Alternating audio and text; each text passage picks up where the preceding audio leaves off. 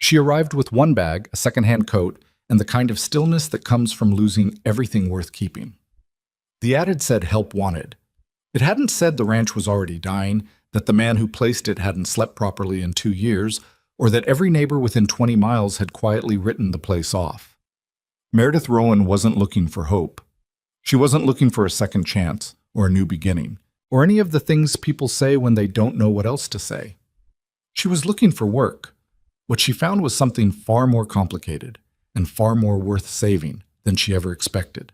If this story moves you, hit like and drop the name of your city in the comments. I want to see how far this one travels. The stagecoach left her at a crossroads that didn't deserve the name. 2 dirt tracks meeting in the middle of nowhere, one heading north toward a ridge of dead grass, and the other disappearing into a gray smear of scrubland that stretched as far as the clouds allowed. The driver hadn't said much during the 4-hour ride from Caldwell, just glanced at her bag once and then kept his eyes on the horses, which told Meredith everything she needed to know about how people around here regarded a woman traveling alone to a ranch she'd never seen. She stood there in the cold and read the hand-drawn map the agency in town had given her. Follow the north track past the dry creek bend. You'll see the gate. It leans a little to the left. She folded the map back into her coat pocket and started walking. The gate did lean to the left, considerably. One of the posts had rotted through at the base, and the whole thing was being held up mostly by habit and the wire wrapped around it. The name burned into the crossbeam read Callow Ranch, though the C had faded so badly it looked more like a parenthesis. Meredith pushed through it and kept walking. The house appeared after another quarter mile, and her first thought was that it had been built by someone who intended to stay forever, and then slowly convinced himself that permanence was beside the point. It was a solid structure, good bones, decent timber, a stone foundation that had held through whatever this land had thrown at it. But the porch boards were warped, the window on the east side was patched with oilcloth instead of glass, and the chimney was missing 2 rows of brick near the cap. Someone had started repairs on the fence beside the house, and then stopped, leaving a gap that had been temporarily closed with a feed sack tied between 2 posts. A man came out of the barn before she reached the house. He was taller than she'd expected, which wasn't a judgment, just a fact. He wore a canvas work coat that had been mended along the left shoulder with thread that didn't quite match, and he was carrying a bucket that he set down when he saw her coming. He didn't wave. He didn't call out. He just waited, the way men who have been waiting on things for too long tend to do, without any particular expression, like waiting had become the default position, and surprise was something that happened to other people. "You're the one from the agency," he said when she was close enough. "Meredith Rowan." He nodded at her bag. "That all you brought?" "It's all I need." He looked at her for a moment without speaking. Not rudely, more like he was trying to calculate something and the numbers weren't coming out the way he'd expected. Then he picked up his bucket again. "Asher Callow, I'll show you where you'll sleep." The room he showed her was small and smelled faintly of cedar and old wool. There was a bed frame with a proper mattress, a chest of drawers with a cracked mirror above it, and a window that looked out over the back pasture. The pasture was brown, not the pale seasonal brown of grass going dormant for winter. This was the deeper, more permanent brown of ground that had given up on something. "Supper's at 6, Asher said. "I eat plain. If that's a problem, the agency can find you somewhere else." "It's not a problem." He left. Meredith set her bag on the bed and stood at the window for a while, looking out at the pasture. She'd answered the advertisement because it was the only one that didn't ask about her family situation. Most of them did. "Is your husband available to assist with heavy work? Or we require a couple? Or simply family preferred," which was just a polite way of saying single women need not apply. The Callow Ranch notice had said only, "Woman of steady disposition sought for ranch work. Room and board provided. Hard work expected. References checked." She had 2 references. One was from a boarding house in Abilene where she'd cooked and cleaned for 3 years after the fever took her daughter, Emma, at 19 months. The other was from a ranch near Dodge where she'd helped manage the household and accounts for a year until the family sold up and moved east. Neither reference mentioned her husband, which was how she preferred it. Nathan had been dead for 4 years. She'd done her grieving. She didn't need to keep explaining it to strangers.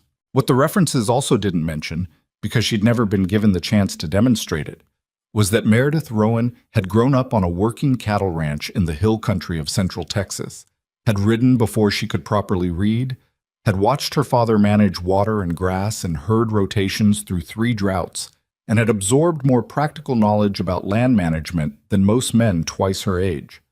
None of that had seemed worth advertising. People tended not to believe it, or if they did, they found it inconvenient. She unpacked her bag. A change of clothes, a pair of work gloves with the right thumb reinforced, a small journal with a leather cover, half filled with notes in her cramped handwriting, a photograph in a tin frame that she placed face down on the chest of drawers and didn't look at. At 6 o'clock, she went downstairs. Supper was cornbread, beans with salt pork, and coffee strong enough to re-sole a boot. Asher ate without talking for the first several minutes, which Meredith took as an invitation to observe. The kitchen was clean but not organized. Things had been put away in whatever space was available rather than in any system, which told her the cleaning was done by a man who didn't enjoy it, and did it anyway because the alternative was worse. The cook stove needed its flue cleaned. She could smell it. The window above the sink had a crack in the corner that had been sealed with pine pitch, which would hold until spring and then wouldn't. "How many head are you running?" she asked. Asher looked up from his plate like she'd asked him something unexpected. 83, down from 240. How long? 3 years of drought. He pushed a piece of cornbread through the bean liquid on his plate. Lost 20 head last winter, lost more in the spring before I could get them to the secondary pasture. Which pasture? He glanced at her. East quarter, behind the ridge. I saw the grass coming in. North section looked better than east. North section's been fallow 2 seasons. East still shows some green in summer. He paused. Sometimes. Who managed the water before? The question seemed to land somewhere uncomfortable. He was quiet for a moment, long enough that she thought he might not answer. My wife handled a lot of the planning. She had an eye for it. He picked up his coffee cup. She passed 3 winters ago. I'm sorry. It was a hard winter, he said, which wasn't exactly an answer, but she understood what he meant by it. They finished eating without talking much more. Meredith washed the dishes. Asher went back to the barn. By the time she came upstairs, the house was quiet enough that she could hear the wind working at the gap under the front door. She sat on the edge of the bed and wrote in her journal for a while. North pasture fallow, which is right. East pasture still grazed, which is wrong. Spring somewhere behind the north ridge according to the lay of the land. Need to verify. Creek bed on west side dry, but the channel's still intact. Cattle numbered 83, condition unknown. Soil needs assessment. Management has been reactive, not planned. The land is tired, but not dead. She underlined the last sentence twice. Sat. She was up before light. By the time Asher came in from checking the water troughs, Meredith had the stove hot, biscuits in the pan, and was standing at the kitchen window with her second cup of coffee, looking out at the north pasture in the early gray. You don't have to cook, he said, stopping in the doorway. I know. I wanted to see the light come up over that ridge. He came in and poured his own coffee and stood a few feet away from her, looking out the same window. After a moment, what are you looking at? The drainage pattern. See how the snow melted on the south face of that ridge faster than the north? It's warmer. It is. But look at where the water went. There's a shadow line in the ground about 40 yards north of that fence post. See it? He leaned slightly forward. That's just where the grass died. Maybe. Or it's where the water table shifts. The soil on that side of the line used to hold more moisture. She sipped her coffee. There might be a spring somewhere behind that ridge that no one's tapped in a while. Asher looked at her in the same measuring way he'd looked at her the day before. Mary, my wife, she used to talk about a spring, said her father-in-law found it once, years back, but we never located it. Do you have a survey map? Somewhere. It would help. He set his cup down and went to the other room. She heard a drawer open, papers shuffling. He came back with a folded document that had been folded and unfolded enough times that the creases were soft as cloth. She spread it on the kitchen table and studied it. The map was old, probably 30 years, but the topography lines were clear enough. There was a notation in faded pencil near the north ridge, barely legible. Spring? Not confirmed. There, she said, pointing. Asher bent over the map beside her. She was aware of how close he was, close enough that she could smell barn work and cold air on his coat. and she shifted slightly without thinking about it. "That's a good 3 miles back from the main fence," he said. 4, maybe. "But look at the elevation. If there's water there, it would flow naturally down through this gully." She traced the line with her finger, straight into the old creek bed on the west quarter. "That creek's been dry for 15 years. The channel's still there. Ground's frozen. Not for much longer." She straightened up. "I want to ride out there this morning, just to look." He was quiet for a long moment. The biscuits were starting to smell done. She went to check them, and he stayed by the map, and she could tell he was wrestling with something. Not the idea itself, but maybe the fact that it was her idea, or maybe just the weight of hoping for something again after a long time of not. "After breakfast," he said finally. "I'll go with you." They rode out just after 8 when the light was full and flat, and the ground still had the night's cold in it. Asher rode a dark sorrel gelding he called Douglas, which was an odd name for a horse, but she didn't say so. She borrowed a gray mare named Bess, who turned out to have strong opinions about puddles, but was otherwise sensible. The land unfolded differently from horseback. She'd been reading it since she'd arrived. The color gradations in the grass, the way the topsoil cracked in certain sections, the angle at which the creek bed sat. But the horse gave her height, and height changed everything. She could see how the pasture sections related to each other, which ones held moisture and which ones shed it, where the wind came through the gaps in the ridge and stripped the topsoil.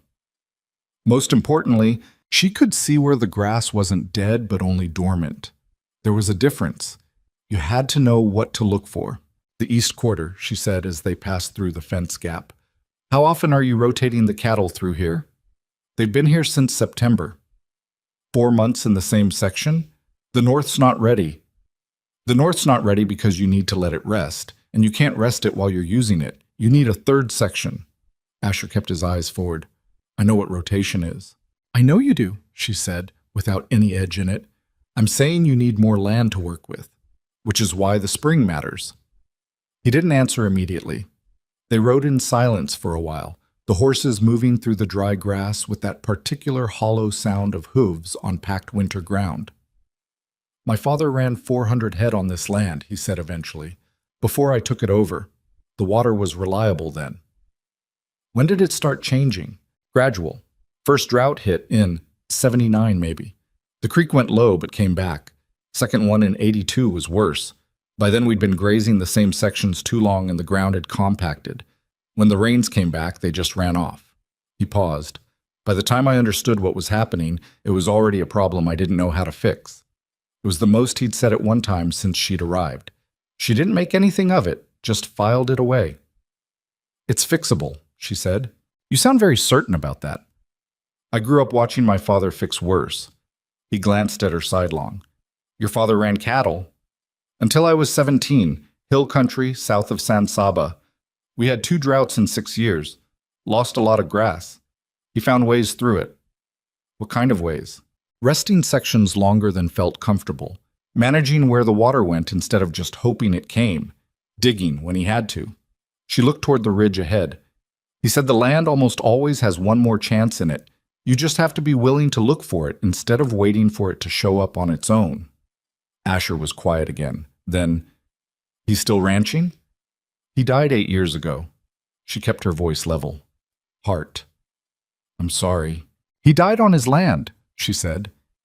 "He thought that was the best way." They rode on.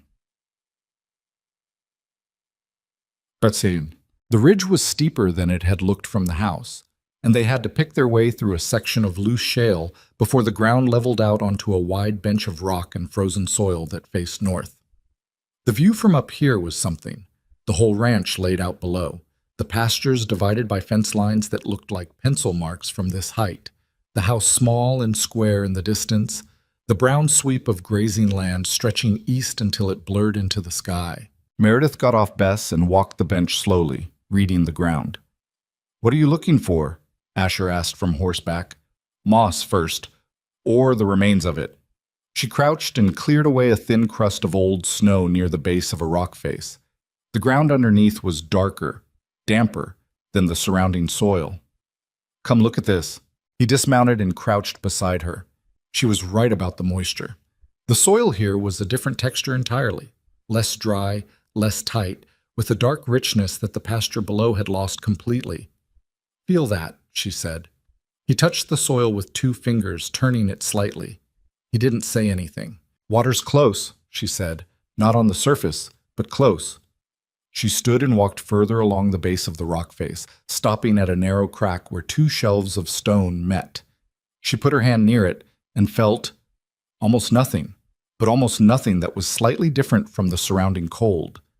"This needs to be opened up. The spring is probably 10, maybe 15 feet in, choked with debris over the years. That's a lot of digging in frozen ground." "Yes. Could still be nothing." She looked at him.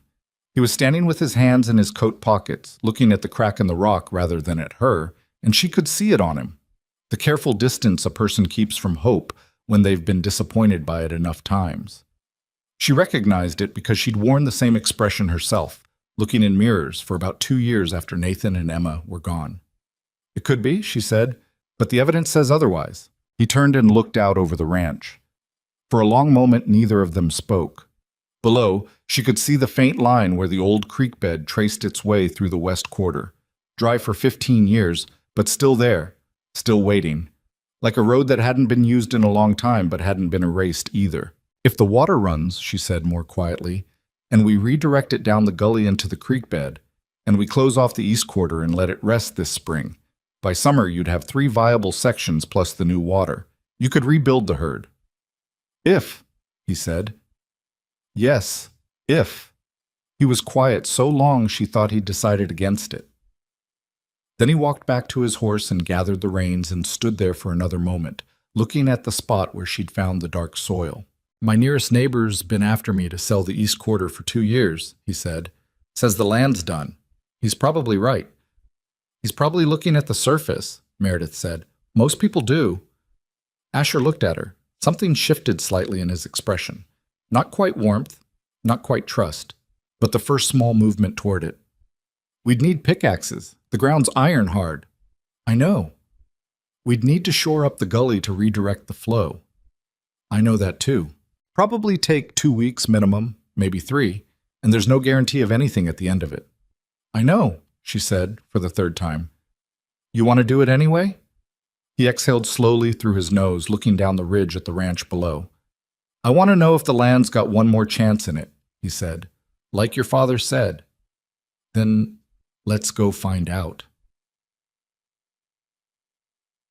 They started 2 days later. The pickaxes went into the ground every morning before the light was full, and they kept at it until the cold made their hands shake badly enough to put the tools down. Asher was stronger than he looked, which wasn't surprising given the build of him, but the endurance was something separate. The kind that comes from years of hard physical work rather than any particular effort. He swung the pick with a rhythm that didn't hurry and didn't quit, and Meredith worked beside him with a short-handled shovel, clearing the loosened stone and dirt, looking at the soil as it came up. On the 3rd day, she found where the water table was. A dark seam in the rock, barely a finger's width, that glinted when she held the lantern close. She called Asher over and showed him. He crouched and looked at it for a long time. "That's moisture. That's more than moisture. That's seep." She tapped the rock above it carefully with the pick handle. "The spring's behind here. If we can open this, here and here," she pointed, "and let it breathe, it should start to flow on its own." He looked at the seam, then at her. "You're sure?" "I'm not sure of anything, but this is what it looks like when I'm close." He picked up his pickaxe. "Then let's keep going." By the end of the 5th day, both of them were exhausted in the specific way that comes from cold and repetitive physical effort. Not the satisfying tiredness of a finished job, but the grinding tiredness of a job that may not finish. Their hands were raw under the gloves. They were eating faster than Meredith could cook, which she took as a sign the work was right, even when the results weren't yet visible. On the 6th evening, she sat at the kitchen table after supper and drew out the route for the water channel, mapping it against the old survey. Asher came in from closing the barn and sat across from her without being asked, looking at the papers. "If it flows," she said, "it needs somewhere to go before it hits the gully. Otherwise, it'll just spread out and sink into the bench. We need a small catch, almost like a pond, but just a depression, 4 feet deep maybe, right at the base of the slope."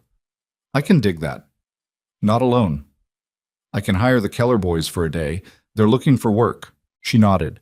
And once the catch is full, it'll overflow naturally into the gully channel, and from there it'll follow the old grade down into the creek bed. The creek bed's intact. I checked it yesterday. It just needs clearing, some debris, some deadfall. Maybe a week's work to open it up. He was looking at her drawing, not at her. You walked the creek bed? Yesterday afternoon, while you were fixing the south fence. That's 3 miles of walking. I had Bess. He looked up. You're very thorough. She wasn't sure if that was a compliment or a remark. She took it as both. I want to understand what I'm working with before I tell you what I think should happen. My father was the same way. She straightened the papers.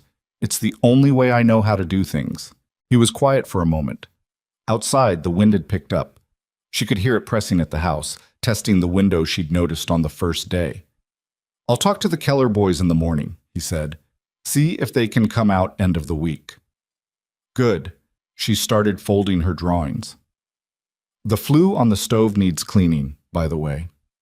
A pause. I know. There are pine branches in the barn that would work if you don't have a proper brush. He looked at her with an expression she couldn't quite read, somewhere between exasperated and something that might, in a different context, have been amusement. I'll get to it. Before Sunday. It's going to get colder. He stood up and took his coffee cup to the basin. Anything else on your list? She thought about it honestly. The east window, but that can wait until spring. He stood at the basin for a moment with his back to her, and she heard a sound that might have been a short laugh or just a breath. Good night, Meredith. Good night, Asher. Imat. She lay awake that night, listening to the wind and thinking about what her father used to say about land that had been through a hard time. The ground doesn't forget what it was, he'd told her once, when she was maybe 12, and they were riding out after a dry summer to check on a pasture everyone said was finished. It just needs someone to remind it. The pasture had come back that year. Not all at once. Nothing good came back all at once. But slowly, the way things returned when they were given the right conditions and enough patience. She'd watched it happen. She'd thought about it more times than she could count in the years since. She turned on her side and looked at the window. The eastern sky was beginning to show the first faint difference between night and not night.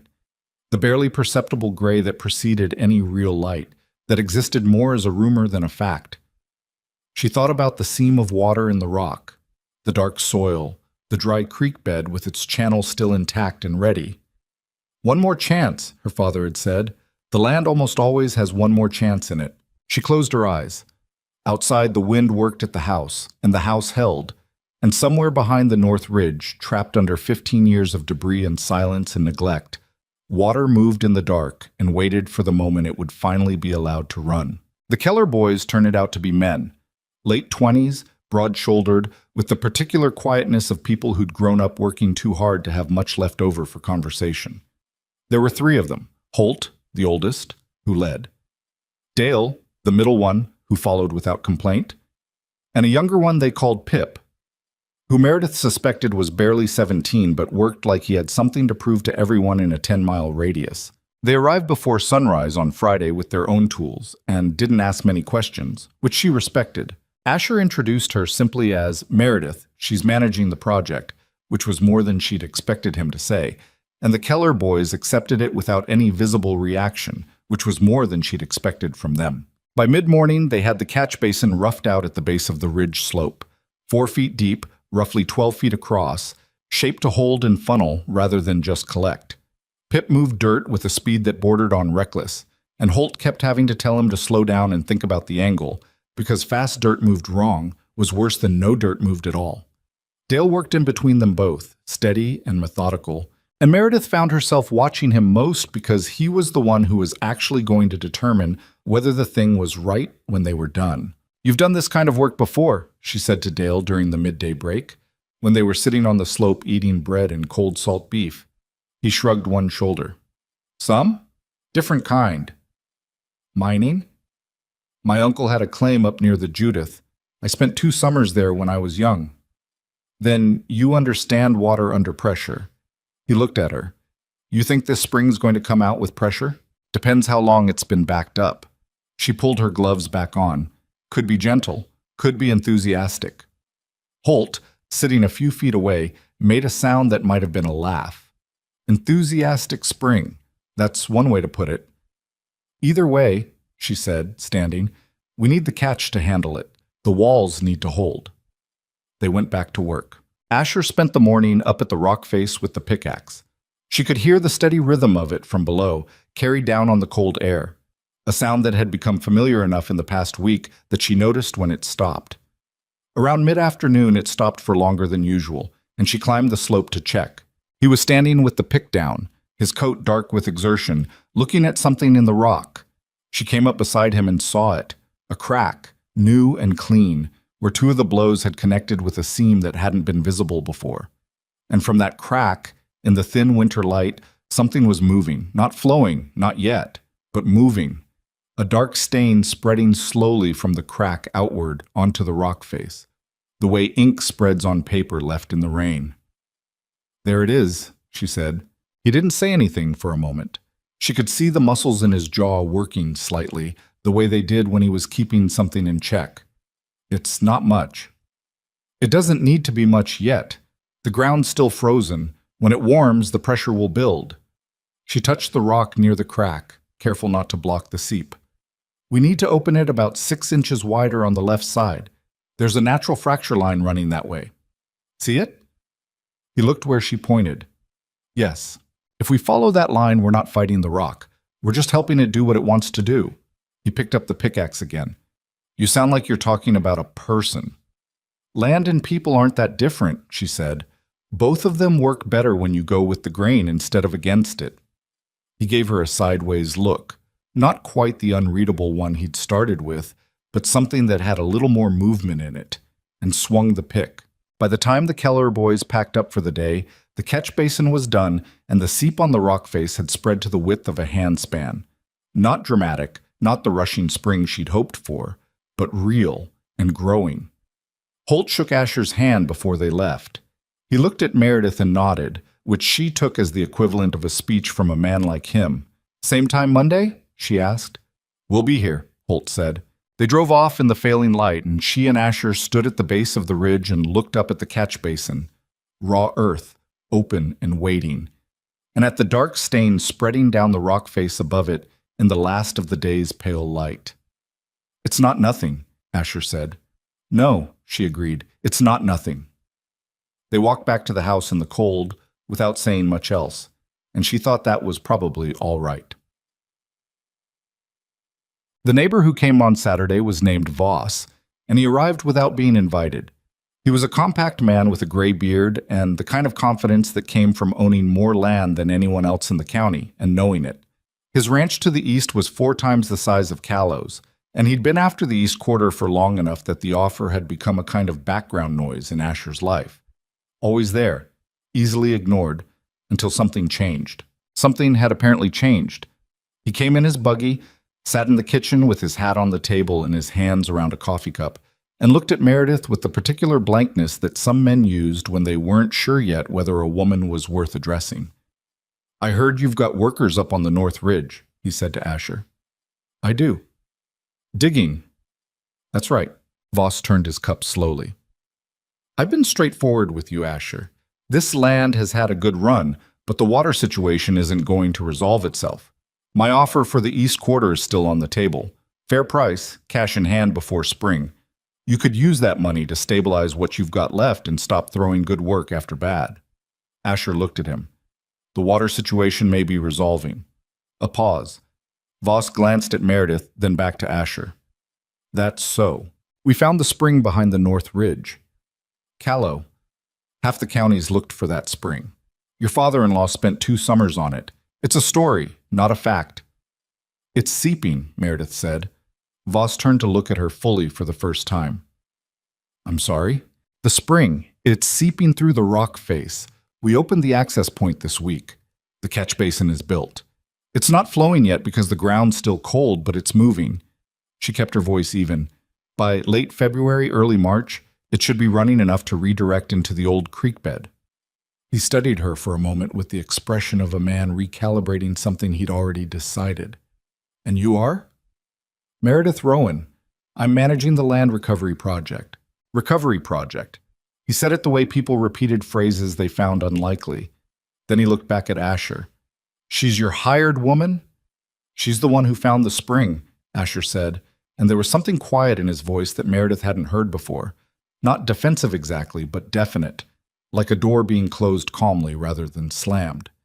"The East Quarter's not for sale, Harold. It never was. I just wasn't in a position to say so as clearly before." Voss looked at him for a long moment. Then he picked up his hat. "Your prerogative. But I'd think carefully before you spend the rest of your winter digging holes in frozen ground on the word of someone you've known 3 weeks. 2, Asher said. "She's been here 2 weeks. Voss stood. "My offer holds until April. After that, I'll be looking at other options." He looked at Meredith once more. Not hostile, just assessing. "Good luck with your spring, Miss Rowan." He left. They heard the buggy moving off down the drive, the horse's hooves on the frozen ground fading into silence. Meredith wrapped her hands around her own cup. He's not wrong that it's a risk. I know he's not wrong. Asher stood up and took his coat off the hook by the door. He's also not someone I'm in the habit of letting make my decisions for me. He paused with the coat half on. "You should know I told him the East Quarter wasn't for sale because I believe the land's worth holding, not because I'm certain you're right." "That's fair," she said, "but I think you're right." She looked at him. He finished putting his coat on and went out to the barn, and she sat with the quiet kitchen and the cooling coffee and the particular feeling of having been trusted by someone who didn't give it easily. The creek bed took 11 days. She'd estimated a week, which showed the gap between assessing something from horseback and actually being in it with tools. The deadfall was worse than it had looked from above. 3 separate tangles of old timber that had to be cut and moved piece by piece, plus a section about a third of the way down where the bank had collapsed inward and filled 20 feet of the channel with a hard-packed mix of soil and old gravel. That section took 4 days on its own, Asher and Meredith, and occasionally Pip Keller working at it in rotation because the channel was too narrow for more than one person to swing a tool properly. Pip had taken to coming out most mornings without being asked, which Meredith suspected had less to do with the work and more to do with the fact that she'd let him eat supper at the house twice and had listened to him talk about wanting to start his own operation one day without telling him it was impractical. On the 8th day, while they were clearing the collapsed section, Pip straightened up and wiped his face and said, "Miss Rowan, what made you think the spring was where you said it was? Before you dug?" She kept working for a moment before answering. The soil was wetter at the base of that rock shelf than anything around it, and there was old moss on the north face, not living, but the kind that leaves a stain. Moss doesn't grow where there's never been water, but there was nothing coming out. There doesn't have to be something coming out for the water to be there. Sometimes it just needs a path. She loosened a chunk of compacted gravel and lifted it clear. Most problems on land are like that. The resource exists. The path is what's broken. Pip thought about that for a while. "Holt says you're wasting your time, and Callow's going to have to sell by spring anyway." "Holt's making a reasonable assessment based on what he can see," she said without heat. "So was Voss. So is everyone who's looked at this ranch from the road. The problem with assessing from the road is you never find out what the land looks like from inside it." Pip was quiet. Then, "If it works, the spring, the creek, will it actually save the place?" She stopped and looked at him. He was 17 and trying hard to seem like he wasn't asking something that mattered to him. "If the spring runs properly and the creek takes the water and the pasture responds the way I think it will, yes, this ranch will survive." She picked up her shovel again. "But I've been wrong before. Not about the land, about the timeline. Things take longer than you think. Then they happen faster than you expect." He seemed to turn that over. "That's a strange answer." "It's an honest one." He nodded and went back to digging, and she thought that was probably the best conversation she'd had in months. On the 14th day of work in the creek bed, Asher's shovel hit something that rang instead of thudded. She was 20 feet behind him, working at a root tangle, and she heard the sound and recognized it. She came forward and crouched and brushed the loose soil away from where he'd struck. Beneath it, about a foot down, was the remains of an old timber culvert, hand-hewn, placed by someone who had understood exactly what this channel was for and had tried to protect its banks. It had rotted through in sections, but the positioning was precise. Whoever had built it had known what they were doing. "Your father-in-law?" she asked. Asher was crouching beside her, looking at the wood. Probably his father. Before the drought changed the water table, he touched the rotted edge of the timber. They knew about the creek. They knew it mattered.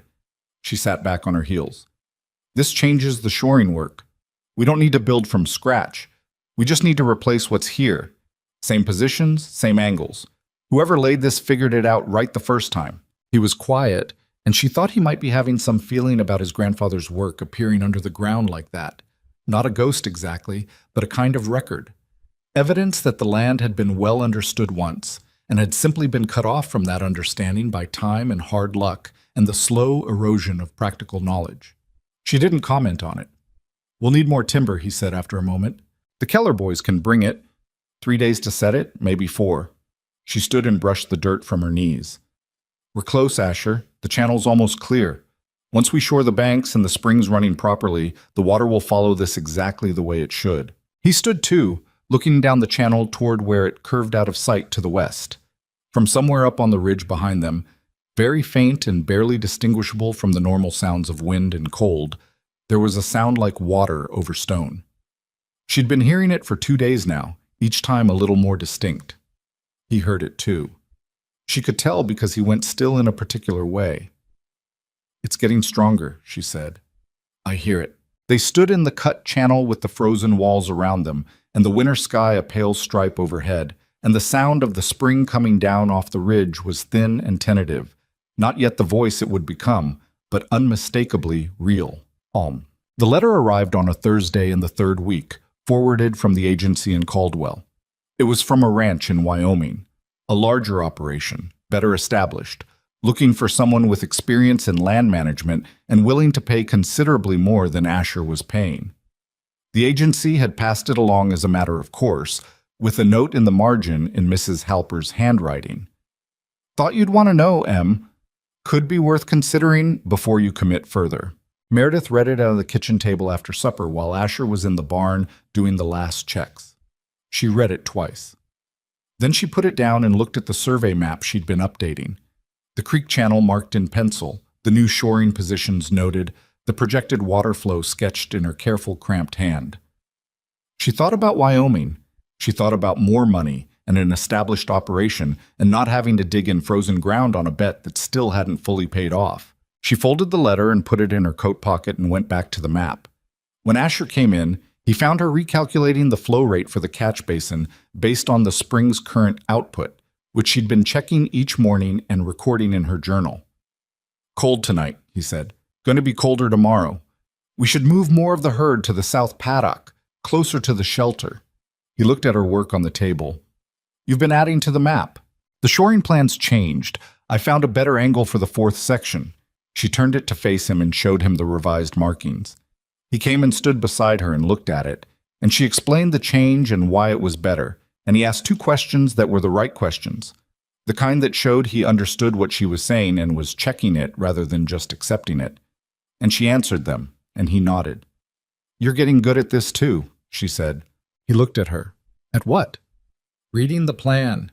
2 weeks ago you had to think through each section. Now you're ahead of me." He straightened up. "I spent 20 years on this land. I know the shape of it.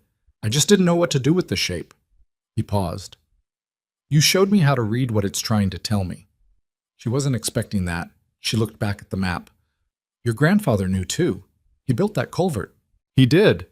Asher pulled out a chair and sat down across the table from her, which he'd been doing more often in the evenings. Not for any reason that needed naming, just because the kitchen was warm and the work was easier to think through together than separately. "My father lost the thread of it somewhere. He was better with cattle than with land. I followed what I was taught and didn't look far enough past it. Most people don't. It's not a failure. It's just how knowledge gets lost. And found again." She looked up. He was looking at the map, but there was something in the way he'd said it that suggested he wasn't only talking about the culvert or the spring. She didn't pursue it. Instead, she said, "The Wyoming letter came today, from the agency." He went still for a fraction of a second. "Another offer? Larger ranch? More money?" She said it plainly without building it up or softening it because she'd found that was the only way to say difficult things without making them harder. "I'm not going. I wanted you to know it came and that I'm not going." He looked at her. Why are you telling me? Because it would affect the work, and because you should know where you stand with the people working for you. He was quiet for a moment, then, and where do I stand? It was a more direct question than he usually asked. She thought about it honestly, the way she thought about most things. You stand at the beginning of something, she said. I don't want to leave before I've seen what it becomes. He held her gaze for a moment, and then he looked back at the map, and neither of them said anything more about Wyoming. Outside, the temperature was dropping, and somewhere on the north ridge, barely audible through the walls of the house, the spring that had been silent for 15 years was finding its voice in the dark, running faster each night, wearing its new path through the frozen ground, working toward the channel that was almost ready to receive it. The spring started running properly on a Tuesday. Not dramatically. It didn't burst through or announce itself with any force worth describing. It simply began, the way most real things begin, incrementally and without ceremony. Meredith was checking the catch basin at first light when she heard the change in pitch. The thin trickle that had been there for a week, suddenly fuller, steadier. The sound deepening from something tentative into something with actual weight behind it. She put her hand in the catch and felt the cold moving against her palm with real pressure for the first time. She stood up and looked back down the ridge toward the house. Smoke from the kitchen chimney. She'd cleaned the flue 2 weeks ago, and the draw was proper now, rose straight in the still morning air. She could see the light in the barn window where Asher was doing the early feeding. She thought about going down to tell him, and then decided to wait. Let it build a little more. Let it be undeniable before she put words to it. By the time he came up the ridge an hour later, following the routine they'd fallen into of checking the basin together after morning chores, the catch was a quarter full, and the overflow was beginning to finger its way down toward the gully channel. He stood at the edge and looked at it for a long moment without speaking. It's running, she said, which was unnecessary since he could see and hear it, but some things needed to be said out loud anyway. Yes, it is. His voice was careful in the way voices get when a person is managing a feeling they're not entirely sure what to do with. He crouched and put his hand in the water the same way she had, held it there. The cold was immediate and serious. It's strong. It'll get stronger as the ground keeps warming. Another week, maybe 2, and the catch will be overflowing consistently enough to test the upper channel section. He stayed crouched for another moment, his hand in the water, looking at the basin. Then he stood and dried his hand on his coat and looked at her. You were right. The land was right. I just read it. He made a sound that wasn't quite agreement and wasn't quite disagreement. The particular sound of someone who understood the distinction she was drawing but thought she was being too modest. She left it there. They walked the gully line together that morning, following the route the water would take from catch to creek, checking each section of shoring, testing the bank stability where the ground was beginning to soften with the slight warming. The lower sections held well. The Keller boys' timber work was solid. Holt had the same instinct for doing things correctly that Dale had, just expressed differently. Near the bottom, where the gully met the old creek channel, Meredith found one section where the shoring had shifted slightly, probably with the freeze-thaw of the past week, and made a note to reset it before the water reached that far. 2 days, she told Asher, maybe 3 to reset that section and clear the last debris from the creek mouth. Then we open the catch overflow and let it run. I'll get Pip out tomorrow. Get Holt too if you can. The bank reset will go faster with 3. He looked at the creek mouth, the place where the dry channel opened into what had once been a proper waterway running west across the pasture, now silent for 15 years. My wife used to fish this creek, he said. It came out of nowhere, the way those things did with him. When she first came out here, before the water went. Meredith looked at the dry channel. What did she catch? Not much. Some trout early in the season. Mostly she just liked being near water. He was quiet for a moment. She was from Indiana. She missed rivers. I didn't know that. No reason you would. He turned back the way they'd come. She would have liked knowing the creek was coming back. Meredith walked beside him and didn't say anything, because there wasn't anything to say that wouldn't be either insufficient or too much. After a while, he started talking about the bank reset, which sections to prioritize, and she answered him on that, and they worked their way back up toward the house through the thin February cold with the sound of moving water behind them, already audible, already beginning to reshape the landscape it moved through. The storm came from the northwest on a Thursday night, 2 weeks later. She woke to the sound of it before she consciously understood what she was hearing, a change in the pressure of the air, the particular quality of silence that preceded something large. She lay still for a moment with that, and then the first gust hit the house hard enough to flex the window frame, and she was out of bed and dressed before she'd fully decided to be. Asher was already in the kitchen when she came downstairs, his coat on, his face set in the specific expression she'd learned to read as controlled alarm. Not panic, but the heightened alertness of someone who understood exactly what was at stake. He was looking at the thermometer outside the window. The mercury had dropped 12 degrees since sundown. "How bad?" she asked. "She could be very." He turned from the window. "Wind's coming from the wrong direction. If it rotates south, we'll get ice before snow." "The cattle." "East quarter. I need to get them moving before the temperature drops further." He was already at the door. "The creek's been running 4 days. If the temperature drops hard enough, the upper channel could ice over at the bend, the one where the shoring isn't fully—" "I know which one." She pulled her coat off the hook. "I'll go to the creek. You take the cattle." He stopped with his hand on the door. "The cattle need 2 people. The cattle need one person who knows what he's doing, and you're that person. The creek bend needs someone to clear the ice before it backs up and the pressure blows the shoring." She was already pulling her gloves on. "If the upper channel fails tonight, the water will find a new path, and the new path won't be the one we built." He looked at her for a second, that measuring look, but faster now, because there wasn't time for the longer version. "The temperature's going to keep falling." "I know. You'd be up on that ridge alone." "I've been up that ridge alone 100 times in the last 6 weeks." She met his eyes. "Go get your cattle, Asher." He held her gaze for one more moment, then turned and went out into the dark. She followed 30 seconds later, heading in the opposite direction.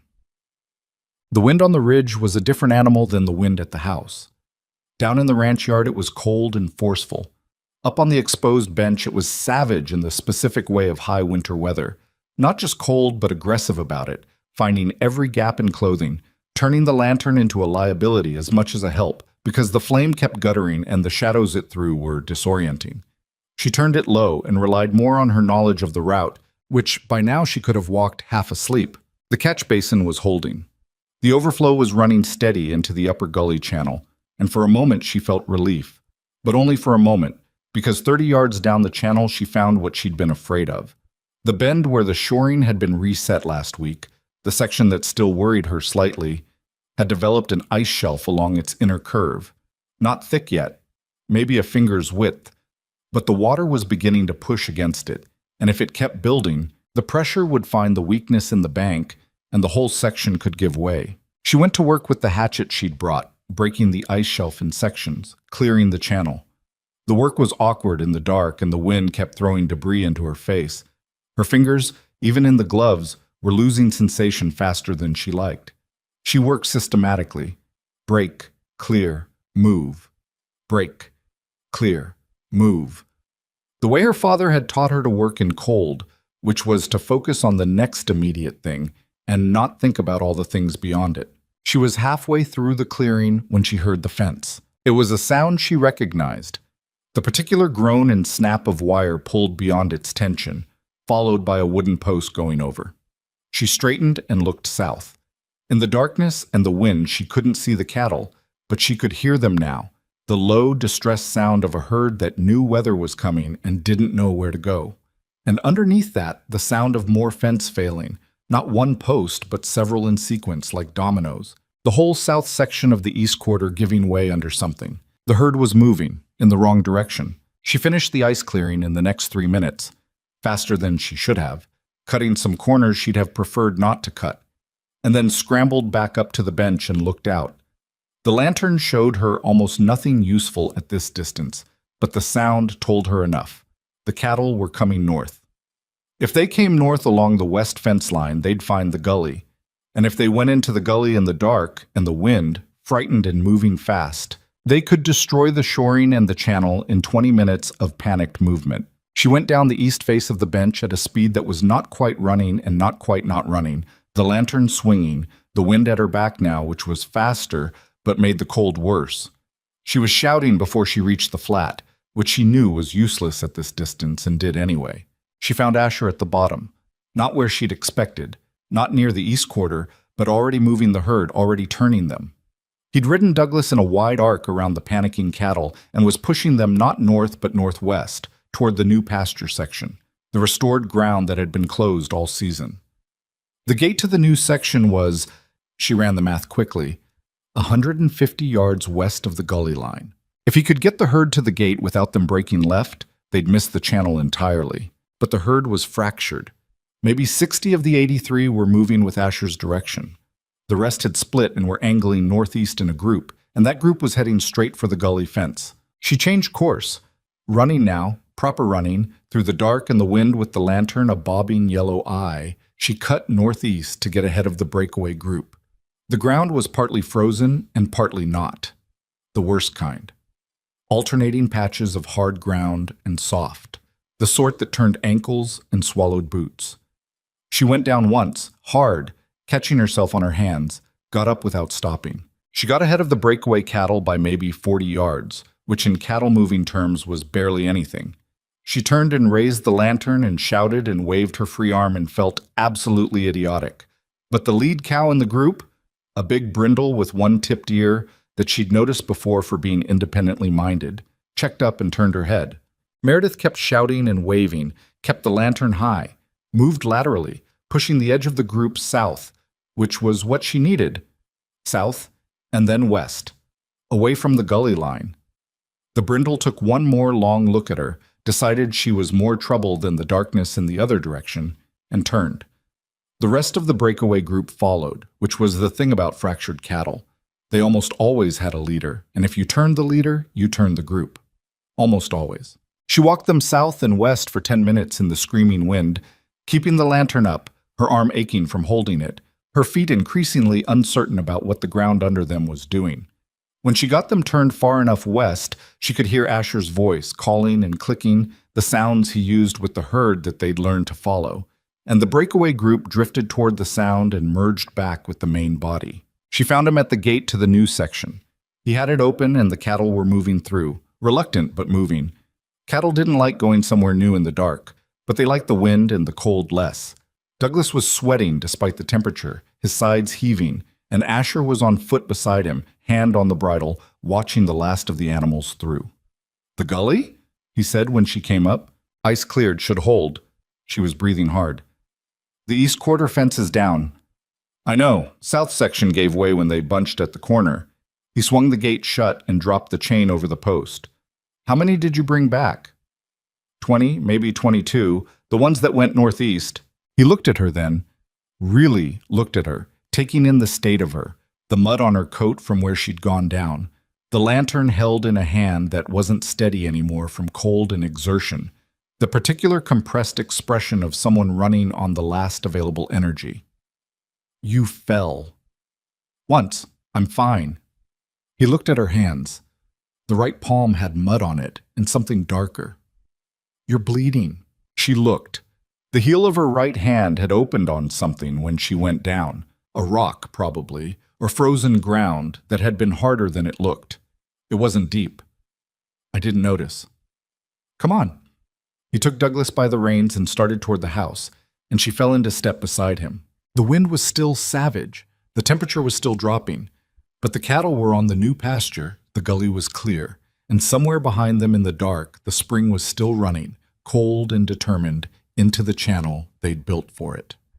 The storm raged for 2 full days.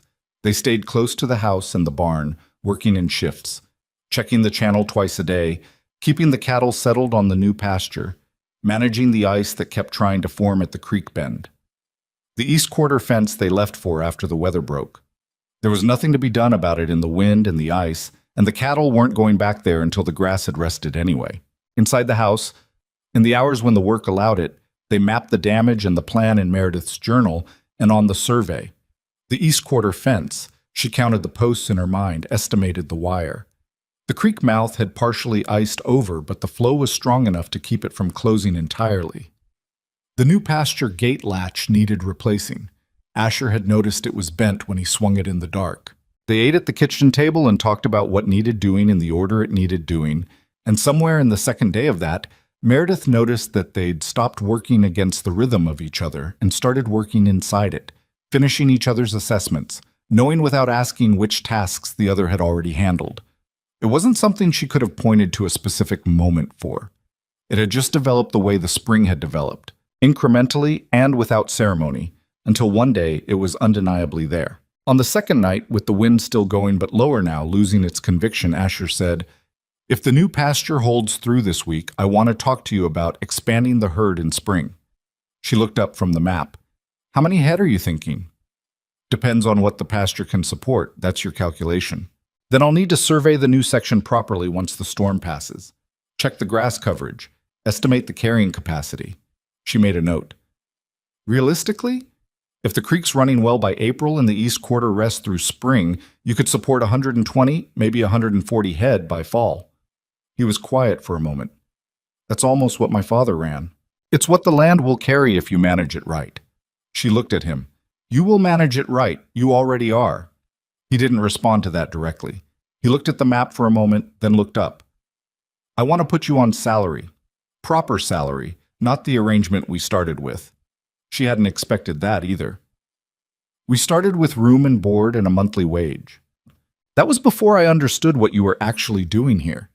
He said it plainly, the way he said things when he'd thought them through and made up his mind. "You saved this ranch, Meredith, the water system, the pasture plan, the cattle last night. That's not hired help, that's partnership, and I should be paying you like it is." She held his gaze.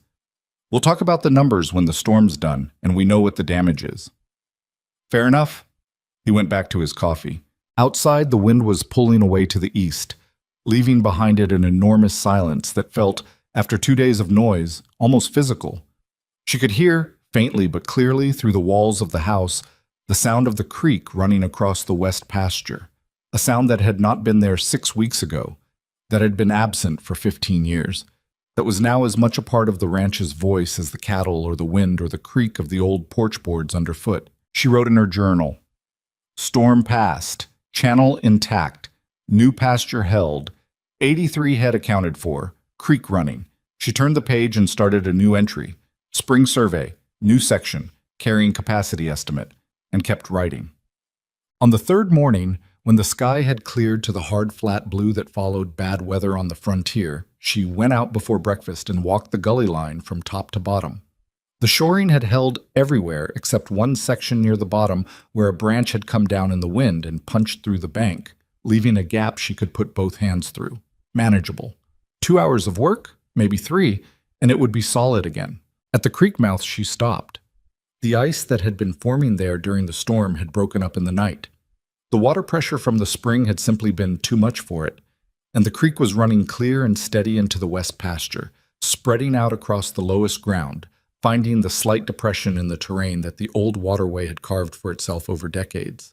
The water wasn't deep, not yet, but it was moving across ground that had been dry for 15 years, and in the morning light she could already see, in the lowest wet areas, the faint suggestion of green beginning to push through the saturated soil. Not grass yet, just the possibility of grass. The first indication that the ground remembered what it was supposed to do and was beginning to do it again. She stood at the creek mouth for a long time in the cold, clear morning, looking at that faint green, and felt something in her chest that she hadn't felt in a long time. Not happiness exactly, because it wasn't simple enough for that word, but something adjacent to it. The quiet satisfaction of having looked at a broken thing and understood correctly what it needed and done the work to give it that, and been proved right by the thing itself, which was the only proof that ever really counted. She heard boots on the frozen ground behind her and didn't turn around, because she knew the particular sound of his walk by now. Asher came and stood beside her at the creek mouth, and she pointed at the faint green without saying anything, and he looked at it for a long time without saying anything either, and that was enough. The green came back slowly, the way it always does after hard weather, not as a single event, but as an accumulation of small changes that were easy to miss day to day and impossible to deny week to week. By the end of February, the lowest sections of the west pasture had a faint color to them that wasn't quite grass yet, but was unmistakably alive. By mid-March, with the creek running steady and the ground warming from below as much as above, the color had deepened and spread, and actual blades were pushing through the soil in the areas closest to the water. Meredith walked the new section every few days, crouching to look at the growth, making notes in her journal about coverage and density and where the soil was responding faster. She'd been doing this long enough now that Asher had stopped asking what she was looking for and started reading the notes she left on the kitchen table instead, which was a more efficient arrangement for both of them. The first calves arrived in early March, 3 of them in the first week, which was later than the previous year but healthier. The cows had wintered better on the new pasture than on the exhausted East Quarter, and it showed in the calves' weight and their mother's condition. Meredith had not attended many births before this winter, and she was not sentimental about cattle in the way some people were, but there was something about watching a calf find its legs on grass that 6 months ago had been bare ground that she kept returning to in her mind afterward. The 4th calf arrived on a Tuesday night when Asher was already in the barn, and she came out with the lantern because one of the cows had been uneasy all afternoon, and she'd learned to trust her own reading of the herd. The birth was uncomplicated but slow, and she sat in the hay near the stall wall and waited it out, not interfering unless it became necessary. Asher was in the next stall checking the water and hay, and they talked across the partition in low voices, the kind of conversation that happened at 2 in the morning in a cold barn, ranging across subjects with no particular logic, following whatever came. He asked about Texas, about the hill country where she'd grown up, and she told him about the cedar and the limestone and the particular quality of summer heat down there, say, heavy and still in a way that frontier winter was not. She told him about her father's ranch, the way it sat on a creek that ran year-round, how she'd taken that for granted as a child and understood its value only later. "What was his name?" Asher asked. "Thomas Rowan." "Tom," mostly. She could say it without it costing her too much now. The loss had been long enough that it had become part of the texture of her, like an old scar, present, sometimes tender, but no longer the thing you noticed first about yourself. He was a difficult man in a lot of ways. Stubborn. Not much for explaining himself, but he was good at land. You got that from him. I got most things from him. She paused. The stubbornness too, probably. Asher made a sound of acknowledgement. That doesn't surprise me. She looked across the partition at him. Is that a complaint? Not even close, he said, and the cow in the stall chose that moment to make a particular low sound, and Meredith turned back and was on her feet. And the calf was arriving. And the next 20 minutes were occupied with the specific focused work of making sure both animals came through it well. And by the time it was done, and the calf was up and nursing, and everything was as it should be, the thing Asher had said had settled into the conversation the way things settle into still water, quietly and without trace. En bon? The salary conversation happened on a Saturday morning in late March, at the kitchen table with the account books open between them. Meredith had spent the previous week going through the ranch's finances, not for the first time, but in more depth than before, now that she understood the operation well enough to map what it could realistically earn against what it was currently spending. The picture was better than it had been in years, though it was still a picture with rough edges. The improved cattle condition meant better prices at market. The new pasture meant lower feed costs going forward. The spring meant no more hauling water during the dry months, which had been bleeding the operation in ways that didn't always show up clearly in the books, but added up. You're spending too much on the south fence maintenance, she said, turning the book to face him. He looked where she pointed. That fence is 20 years old, which means you're spending money to maintain something that needs to be replaced, and every dollar you spend on maintenance is a dollar you're not spending on rebuilding it properly. She turned to the next page. If you rebuild the south fence this summer, proper posts, good wire, you spend more now, but you stop spending on it for 10 years. He looked at the numbers. That's a significant outlay in the same summer I'm expanding the herd. I know. It's a question of sequence. She reached across and turned back a page. If you sell 8 steers from the spring market instead of 6, it covers the fence rebuild and still leaves room for the herd purchase. 8 is a bigger ask for the early market. 8 at current condition is still a good price. The cattle are in better shape than they've been in 3 years. Buyers will see that. She looked at him. You know that. He was quiet, looking at the columns. She watched him do what she'd watched him do in the field, not resisting the logic but checking it from multiple angles before accepting it, which was the right way to make decisions, and also occasionally the slower way. All right, he said eventually. 8. Good. She turned to the page she'd prepared. Now, You said in February that you wanted to put me on proper salary." He looked up. "I meant it. I know you did. I've written out what I think is fair." She turned the page to face him. She'd thought carefully about the number. Not so high that it felt like an argument, not so low that it failed to reflect what the work actually was. "That's monthly, starting from the 1st of February when the project was clearly past the trial stage." He read the number. Then he looked at her. "That's less than I was going to offer. I know. I calculated what the ranch can support and what my contribution fairly represents. I don't want to be paid what the ranch can't afford. I want to be paid what makes the arrangement sustainable." He looked at her for a long moment with an expression she couldn't quite parse. "You're the strangest person I've ever hired," he said. "I'll take that as a compliment. It was meant as one." He turned the book back to face him, looked at the number again, and added 10% to it in pencil in the margin. "That's what I'm paying. The difference represents the fact that you saved the cattle in the storm, which was not in your job description, and which I haven't forgotten." She looked at the amended number. She could argue it. She decided not to. "Fine. Good." He closed the book. "I'll have the papers drawn up in town." She nodded and gathered the account pages into order, and he went to refill his coffee, and the kitchen was quiet for a while in the way it was becoming, comfortable in the specific way of two people who had learned to occupy the same space without requiring it to be filled with words. Pip Keller came back in April, not for wages, but because he'd been thinking about what Meredith had said in the creek bed in February about problems that had the resource intact and only the path broken. He arrived on a Thursday afternoon, hat in hand at the kitchen door, and asked if he could talk to her about a piece of land his family owned 3 miles east. She gave him coffee and listened. The land was 40 acres his father had written off years ago. Too dry, too far from the main water source, not worth working. Pip had been looking at it differently since the winter. He thought there might be a way to run a small gravity-fed system from the seasonal creek that crossed the northeast corner, if the grade was right and the channel could be improved. "Do you have a survey?" she asked. "No, ma'am." "Can you get one?" He hesitated. "They cost money." She thought about it. "I'll come look at the land. If it seems viable, we can do a rough survey ourselves. Same method I used here. It won't be precise, but it'll tell you whether it's worth investing in a proper one." He looked at her like she'd offered him something larger than a land assessment. "Why would you do that?" "Because someone did it for my father once, when he was getting started and didn't have money to waste on bad advice." She stood up and took her cup to the basin. "Saturday morning, early. I'll have Bess ready." He was at the gate at first light Saturday with his own horse and a piece of paper where he'd drawn the land's rough outline from memory.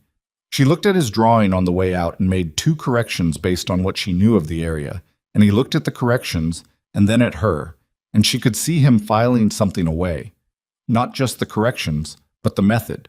She recognized that look. She'd worn it herself, watching her father.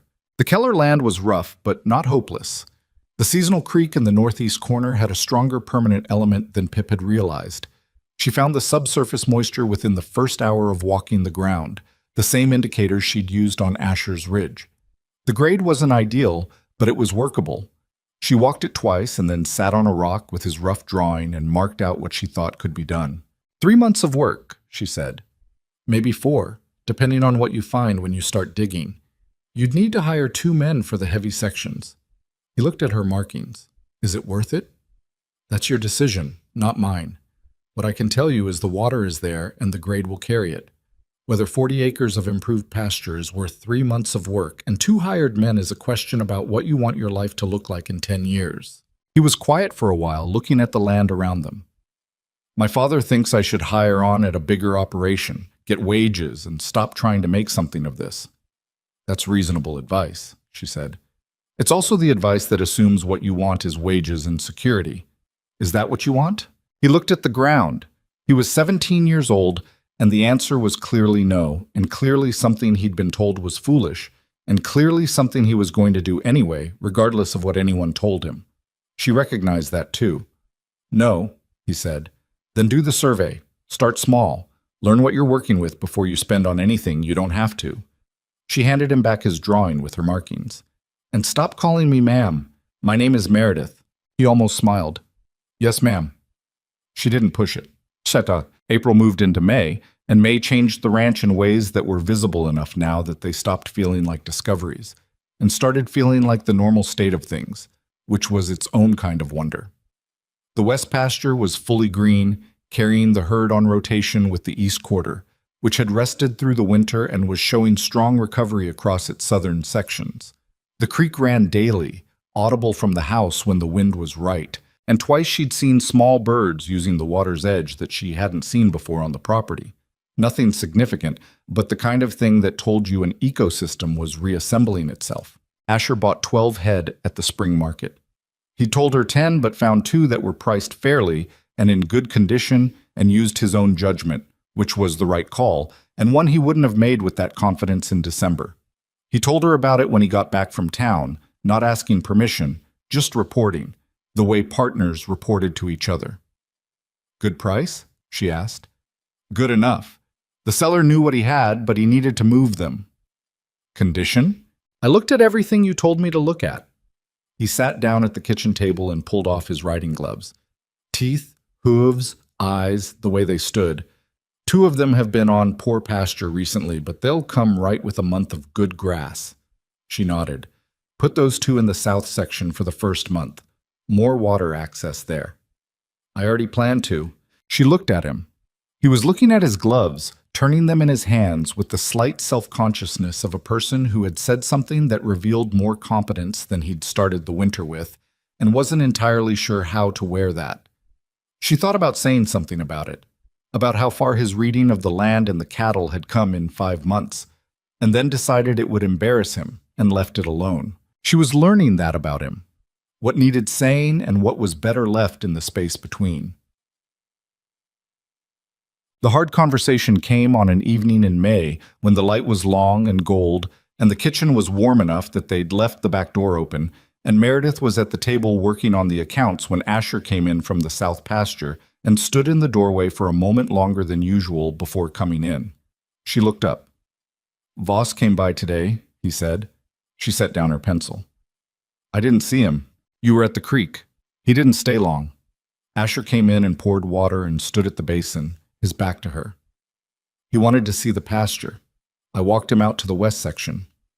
"What did he say?" A pause. "He said it was impressive." Another pause. "He also said he'd heard you'd been looking at the Keller property. Said there were people in town who were wondering if you were planning to set up on your own." Meredith was quiet for a moment. "What people in town?" "That wasn't specified."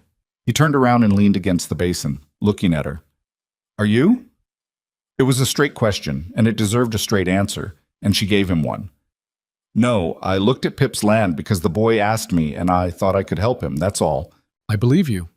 He said it immediately, which she noted. But it's a fair question to have on the table. What you know, what you can do. It's worth more than one ranch. You could be setting up consulting work across the county. You could go back to that Wyoming offer. You could be earning considerably more than I'm paying you doing what you're doing now for someone else. She looked at him. "Why are you saying this?"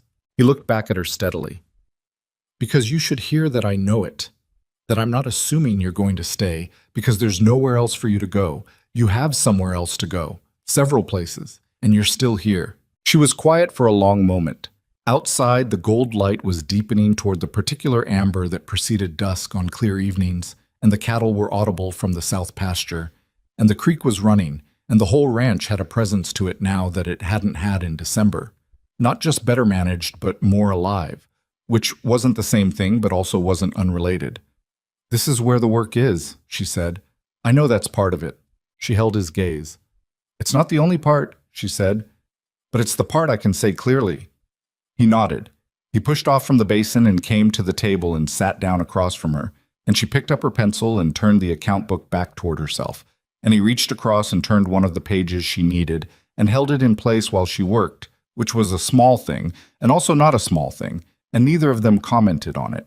They worked through the accounts until the light was gone, and she lit the lamp, and they kept working, and the house was quiet around them except for the sounds of the ranch, the cattle and the creek and the wind in the new grass, which by now had become a kind of language she'd learned to read the way she read soil and water and the subtle lean of the ground.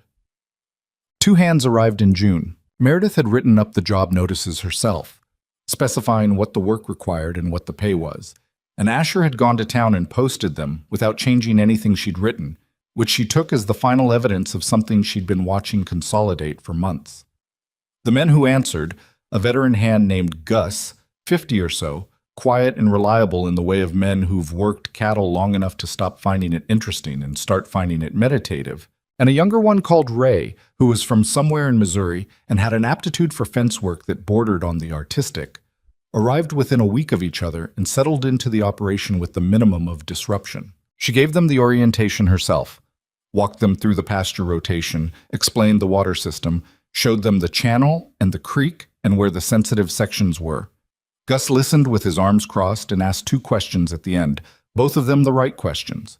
Ray took notes on the back of an envelope and then lost the envelope and had to ask her to repeat one section, which she did without making anything of it. Asher watched her give the orientation from a slight distance, not interfering, and after Gus and Ray had gone to settle into the bunkhouse, he came and stood beside her at the pasture fence. "You're a good teacher," he said. She wasn't expecting it. "I just tell them what they need to know. That's what good teachers do." He looked out at the pasture. "Gus has been working cattle 25 years. He's going to listen to you because the land is evidence. If the land weren't evidence, he'd be a problem." "I know." She'd seen it in the way Gus had looked at the pasture when they walked it, the slight adjustment in his expression when he registered how well the grass was coming in, the recalibration of what he'd expected to find. Evidence was the only argument that worked on men who'd been working land long enough to think they'd seen everything. Ray's going to be useful. He's paying attention. He lost his notes. He'll remember it. He was paying attention when he was writing it down. She rested her arms on the top rail of the fence and looked out at the cattle moving through the green. People learn differently. The notes were a way of focusing, not a record. Asher looked at her sidelong.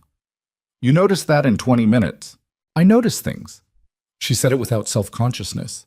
It was true. It was the fact of how she moved through the world, reading the surface of things for what was underneath, which she'd been doing since she was a child, and her father had started teaching her to look before she acted.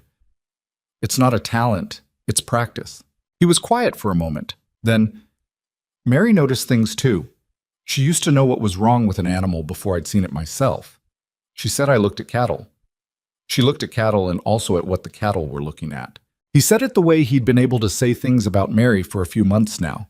Not freely, not without cost, but without the careful compartmentalizing of the early winter, the deliberate putting away. The name had started to surface more naturally, and Meredith had learned to receive it as what it was. Not a comparison, not a closing off, but the way a person carried someone they loved into the present without leaving them behind. "She sounds like she understood this land well," Meredith said. "She did. She would have figured out the spring." He paused. "Different way than you, maybe, but she would have got there." "Good," Meredith said, and meant it simply. That's the kind of person this ranch needed. He looked at her for a moment. Something in his face shifted, not dramatically, nothing that would have been visible from a distance, but she was close enough to see it, the slight softening around the eyes that was as close as he generally got to showing what was happening inside. "It still does," he said. And then he straightened up from the fence and said he was going to check on the new hands getting settled and walked away toward the bunkhouse. And she stayed at the fence a while longer, looking at the cattle on the green pasture, feeling the particular weight of what had just been said and not said, and finding that the weight of it was not uncomfortable at all. Summer arrived the way good things sometimes do after a long, hard stretch. Not with fanfare, but with a quiet insistence that made you realize, looking back, that it had been coming for a while and you'd simply been too close to the ground to see it. The west pasture was full grass by July. Not the thin, tentative green of March, but proper deep-rooted growth that held moisture and stood up to the dry weeks without collapsing.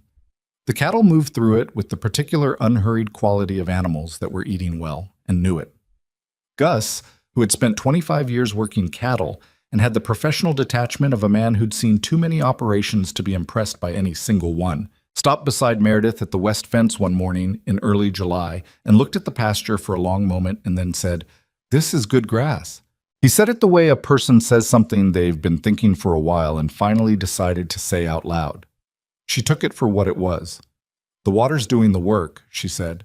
Water's always doing the work, he said. Somebody still had to put it where it needed to go. He moved off toward the south section, and she stayed at the fence.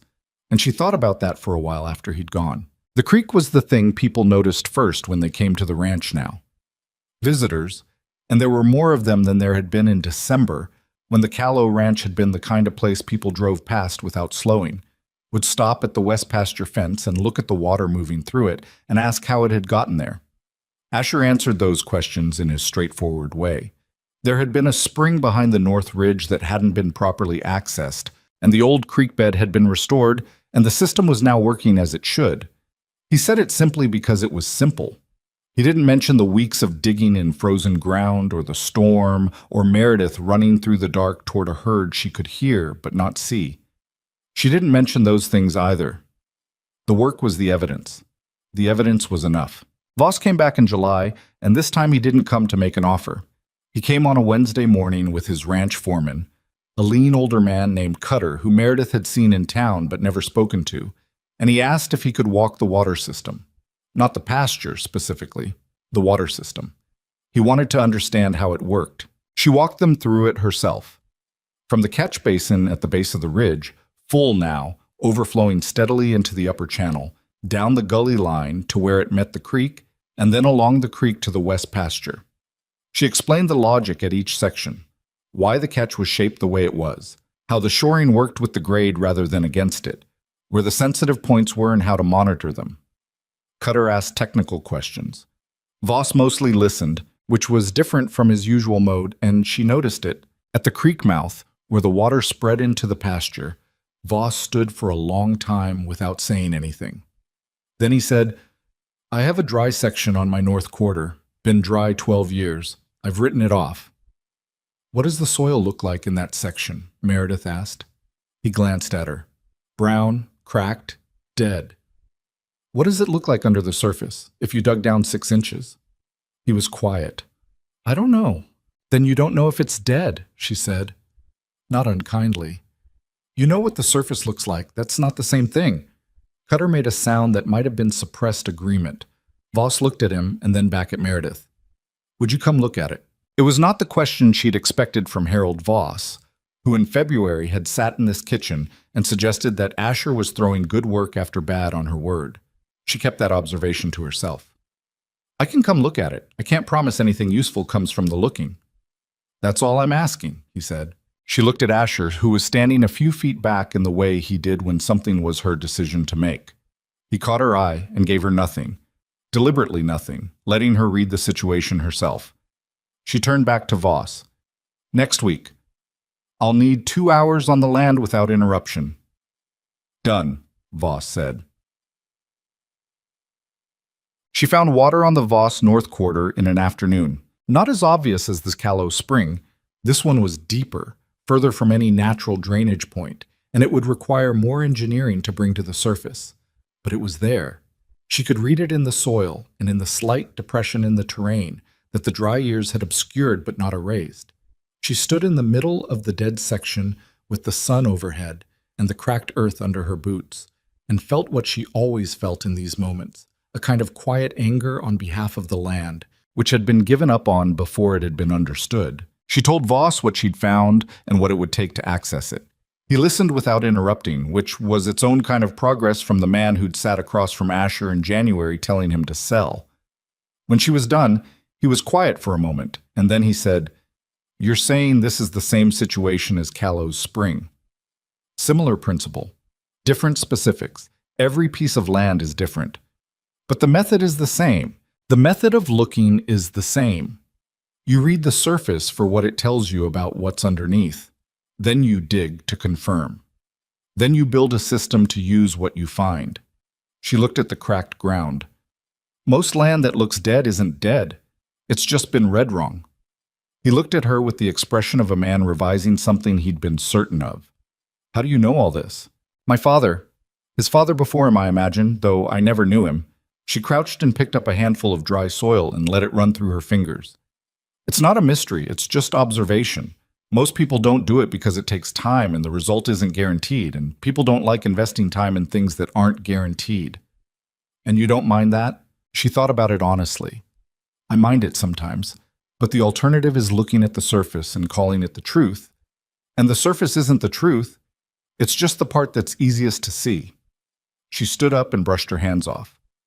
I'll write you up the plan for what I'd recommend. What you do with it is your decision.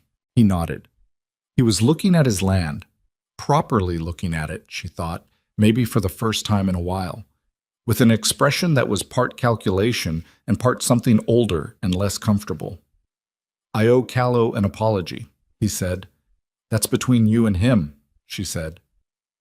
Voss sent Asher a written apology in August, which Asher read once and set on the kitchen table and didn't mention again, which was his way of accepting it. He also sent a bottle of whiskey, which Asher opened that evening and poured 2 glasses of, one for himself and one that he set on the table in front of Meredith without asking whether she wanted it, because by August he knew she did. She picked it up and looked at it and said, "He's going to be a difficult student. I'm not asking you to take him on as a student. I know, but he's going to ask, and when he does, I'm going to say yes, because the North Quarter can be recovered, and the land doesn't deserve to stay broken because of Voss's personality." She sipped the whiskey. "I just want you to know that in advance." Asher looked at her across the table. "Are you asking my permission?" "I'm telling you what I'm going to do. There's a difference." "There is." He looked at his glass. "I know the difference." The particular weight in the way he said it told her he was talking about more than Voss and the North Quarter, and she sat with that for a moment, the way you sit with a thing that has been moving toward you gradually from a long distance and has just arrived close enough to be clearly seen. "Asher," she said. "I know," he said, which was not an answer but also was. He turned the glass slowly on the table. "I'm not good at this. Saying things directly when they matter. I've noticed." "I'm aware you've noticed." He looked up. "I'm also aware that you stay anyway." She held his gaze. "The work keeps me here. You know that." "Part of it." "Yes," she said. "Part of it." He nodded once, the way he nodded when he'd confirmed something he'd suspected and was now done questioning it. He picked up his glass. "I built something on the porch this morning," he said, at a shift in tone that she'd learned meant he was moving away from the edge of something that had gotten too open. "Wanted your opinion on it." She followed him out to the porch. He'd built a second chair. It sat beside the one that had been there since she'd arrived. Asher's chair, the one he sat in on mornings when the work allowed it, facing east toward the ridge. This new one was the same height, the same wood, constructed with the slightly imperfect joinery of a man who was skilled with his hands, but made furniture rarely enough that the craft was honest rather than polished. The seat was positioned at the same angle, facing the same direction. The sunrise, when it came, would fall across both chairs equally. She stood on the porch and looked at it and didn't say anything for a moment. "You built it this morning," she said, "while you were checking the creek. That's a specific amount of intention for a Tuesday morning? I'm a specific kind of person," he said. He was standing behind her and slightly to the side, and she could hear in his voice that he understood exactly what he'd built and exactly what it meant and was not going to explain it, because it didn't need explaining, and explaining it would be the wrong kind of honesty. The chair said it. The positioning said it. The fact that he'd built it and then taken her out to see it without preamble said everything else. She sat down in the new chair. It was solid and level, and the grain of the wood had been sanded smooth enough to be comfortable, but not so smooth it felt finished in the commercial sense. It felt made by a person, which was better. She looked east at the ridge, the way she'd looked at it that first morning in the kitchen window when she'd been reading the drainage pattern and starting to understand what this land was holding. Asher sat down in his own chair beside her. They sat there for a while in the evening light. The ranch spread out before them, and Meredith thought about what it meant to rebuild something. Not the mechanics of it, which she understood as well as she'd ever understood anything, but the human part. The part where you had to decide that what was broken was worth the cost of fixing. And then you had to keep deciding that, every morning, through all the days when the evidence wasn't there yet, and only your own reading of the situation told you it was going to come right. That was the part most people couldn't hold. Not because they lacked the skill or the knowledge, but because they couldn't sustain the belief long enough for the evidence to arrive. Her father had been able to hold it. She'd inherited that from him. along with the stubbornness and the way of looking at land. She didn't know if it was a gift exactly. It was more like a responsibility. Once you could read what a piece of ground was capable of, you were somewhat obligated to say so, and somewhat obligated to help it get there if you could. Pip broke ground on his water system last week, she said. I heard. Holt told me. He's doing it right. Slower than he wants to, but right. She looked at the cattle in the west pasture, moving in the last light. He'll have water on that 40 acres by next spring. Because of what you showed him. Because he was paying attention. She thought about the boy in the creek bed asking her how she'd known where the spring was. The resource exists. The path is what's broken. He'd taken that and held on to it and built something with it, which was all teaching ever was, giving someone a way of seeing and then stepping back and letting them use it. He would have figured it out eventually on his own. I just shortened the timeline. Asher was quiet for a moment. 3 ranches in this county are going to change how they manage water because of this year, he said. Voss, Pip, the alderman on the South Road. I talked to Frank Alderman in town last week and he asked me about the creek system. He paused. That's going to matter for a long time after we're both gone. She looked at him. He was looking at the ridge, the way he did when he was saying something that meant more than it appeared to on the surface. You're in a philosophical mood tonight. I think about these things. I know you do. He looked at her then, and in the evening light his face was the face she'd learned over 8 months of shared mornings and difficult decisions and quiet, accumulated trust. Not the closed, careful face of the man who'd measured her from a distance in December, but something more worn and more open, the kind of face that happened to people when they stopped protecting themselves from the possibility of things going well. I think about you staying, he said, not for the work, not only for the work.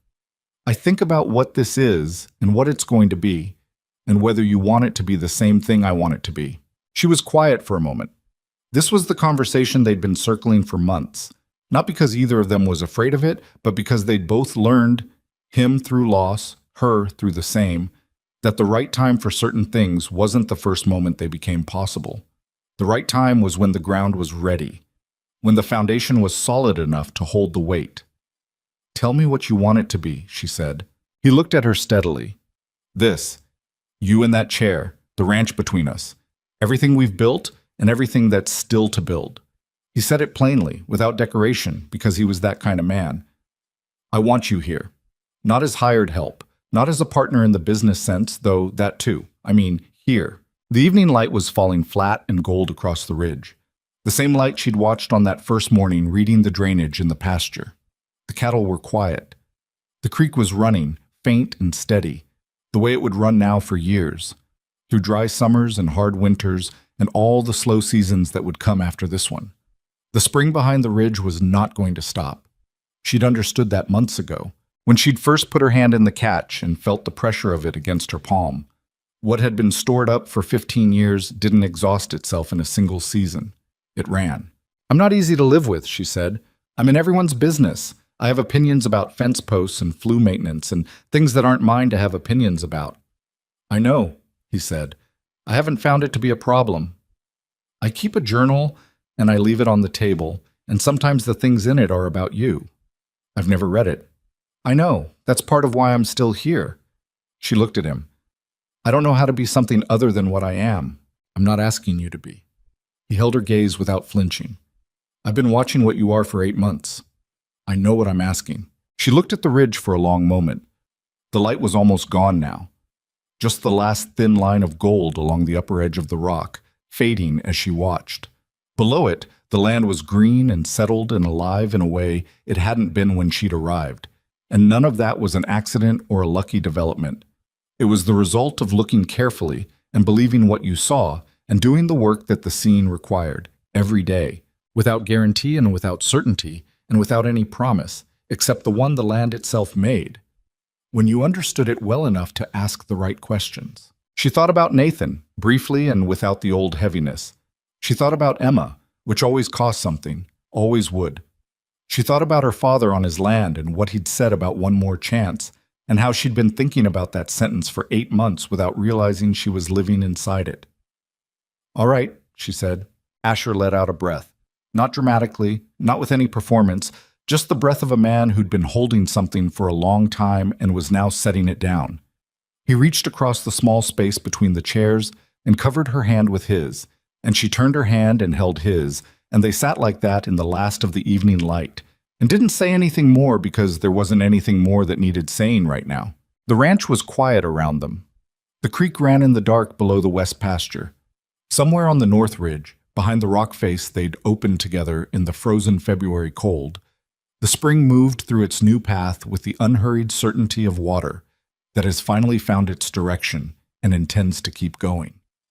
What this story is about, in the end, is not a ranch or a water system or even two people finding their way to each other across a winter's worth of hard work. It is about what happens when someone is willing to look at a broken thing without flinching, not at the surface, which is discouraging, but underneath, where the truth about what something can become is almost always still intact. Most things that look dead are not dead. They are waiting for someone who understands them well enough to ask the right questions. The land knows this. People, if they're honest with themselves, know it too. The problem is that looking carefully takes time, and time spent looking feels like time not acting, and most of us have been taught to act rather than understand. We fix the surface and wonder why the problem keeps returning. We look at the cracked ground and call it finished because calling it finished is faster than finding out what it needs. Meredith Rowan was not a miracle. She was a woman who had been taught to look before she acted, and who had kept practicing that in the years when there was nothing obvious to look at. When her life had contracted to the size of a boarding house kitchen, or a ledger she managed for someone else's operation, or a second-hand coat and a journal half full of notes no one had asked for. She hadn't stopped learning. She hadn't stopped reading the ground, even when there was no ground to read. And when the moment came that required everything she'd been quietly accumulating, it was there, ready. Because that's how readiness works. It doesn't arrive when you need it. It arrives when you've been building it long enough that it was always going to be there when you needed it. Asher Callow had carried the weight of a dying ranch and a grief he hadn't known how to set down, and the slow erosion of confidence that comes from years of working hard and watching things fail anyway. He had not given up. He'd placed the advertisement, he'd held the land when it would have been easier to sell, he'd said yes to a woman with a plan that everyone around him thought was foolish. That was not nothing. That was the kind of quiet courage that doesn't look like courage from the outside because it doesn't announce itself. He'd held the door open. She'd walked through it. Neither of them had done the other's part. That is the other thing this story is about. How recovery works when it works. Not one person saving another. Not a rescuer and a rescued. Two people who each had what the other's situation required, meeting at the moment when that mattered. The ranch needed her knowledge. She needed work that was worthy of what she knew. He needed someone who could see what the land was capable of. She needed a place that had something left to give. Neither of them chose the other out of desperation, exactly, though desperation was present in both their circumstances. They chose each other because the choosing made sense, because when she looked at the land, she understood it, and when he looked at her looking at it, he understood that she understood. That's a kind of recognition. It doesn't come with a guarantee. Nothing does. But it is the best available foundation. By the following summer, 3 neighboring ranches had working water systems modeled on the principles Meredith had developed on the Callow land. Pip Keller's 40 acres had water by April, as she'd predicted, and he was running a small herd on improved pasture by June. Voss's North Quarter was mid-recovery, slower than the Callow land, because Voss was a more resistant student and kept trying to improve on the plan in ways that required her to talk him back to the original logic, but recovering. Frank Alderman on the South Road had dug his own spring access in the fall and found water on the first attempt because she'd walked his land with him in August and told him exactly where to dig, which she counted as one of the more satisfying afternoons of the year. The county was different, quietly and without ceremony, because of what had happened on one ranch in one winter. Not transformed. Transformation was too large a word for it, and too clean. Changed in the way that real change happens, which is incrementally and at ground level and mostly invisible to anyone who isn't paying close attention. Meredith was paying close attention. She always had been. She always would be. The second chair stayed on the porch. Through the remaining months of that summer and into the fall and through the second winter, which was hard but not as hard as the first, and into the spring that followed it, which was the spring when the east pasture came back fully, and the herd numbered 127, and the creek ran clear and strong all the way through the dry weeks in August that had defeated it in previous years. Through all of it, both chairs were occupied most evenings, facing the ridge, watching the light change on the land they'd rebuilt together. She did not think of it as having been saved. She thought of it as having been understood. The land, the ranch, herself.